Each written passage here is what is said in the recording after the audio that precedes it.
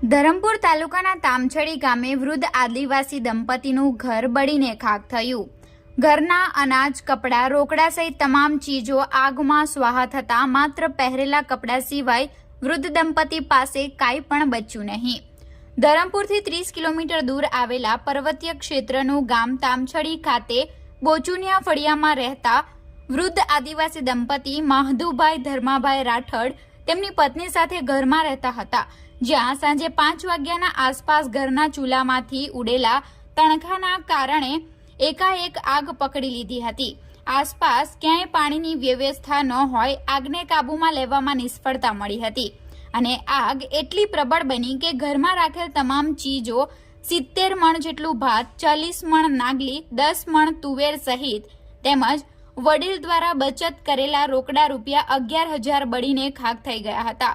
સમગ્ર ઘર બળીને ખાખ થઈ જતા દંપતીએ પહેરેલા કપડા સિવાય કોઈ ચીજ બચી ન હતી।